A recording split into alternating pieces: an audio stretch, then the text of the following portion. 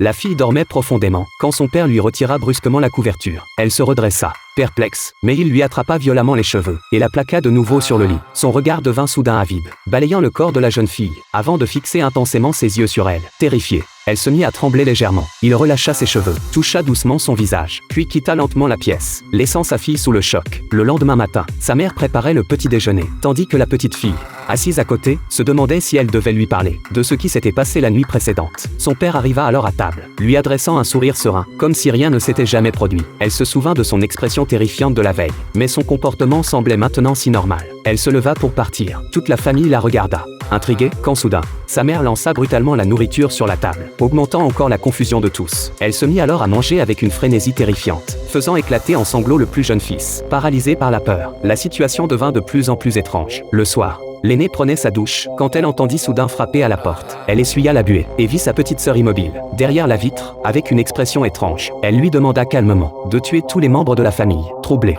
l'aînée courut dans la chambre de sa sœur, demandant ce qu'elle voulait dire, mais celle-ci affirma qu'elle était restée dans sa chambre toute la nuit, sans jamais en sortir. Puis elle attrapa la main de sa sœur, racontant l'incident de la veille, où leur père avait tiré sa couverture. La peur grandissait en elle, car tout le monde semblait devenu fou. À cet instant, la porte s'ouvrit brusquement, un cutter à la main, déployant toute la lame, alors qu'il s'approchait d'elle avec un regard glacial. Lorsque leur père tenta de les attaquer, l'aîné le repoussa de toutes ses forces, attrapa sa sœur, et s'enfuit. Mais il apparut de nouveau devant elle, silencieux, attrapant les cheveux de l'aîné, et la projetant violemment contre l'escalier, où elle perdit connaissance. Terrorisée, la petite sœur se traîna au sol, mais leur père ne la poursuivit pas. Il se dirigea vers la cuisine, s'empara d'un marteau, alors que l'aîné revenait à elle. Ne voyant ni sa sœur ni son père, elle partit à leur recherche. Elle sentit soudain une présence derrière elle, et se retourna lentement, pour voir son père, un marteau levé dans les airs. Elle se recroquevilla de peur. Juste avant qu'il ne l'assomme, le cri de sa petite sœur l'arrêta net. Profitant de son moment d'hésitation, elle frappa son père avec une poêle, mais cela ne lui fit aucun mal. Il se mit à riposter avec le marteau, lorsque des bruits de pas vinrent du rez-de-chaussée. Le père qui se trouvait devant elle, laissa tomber le marteau, et entra dans une autre pièce. Un autre père descendit alors, regardant ses filles tremblantes d'un air déconcerté. Lequel était le vrai? Leur petit frère apparut, mais avant qu'elle puisse lui crier de partir, une main féminine ramassa le marteau. C'était leur mère, les yeux vides, le visage inexpressif, puis leva le marteau, et frappa violemment leur père. La famille entière fut pétrifiée d'effroi. Le père protégea sa fille,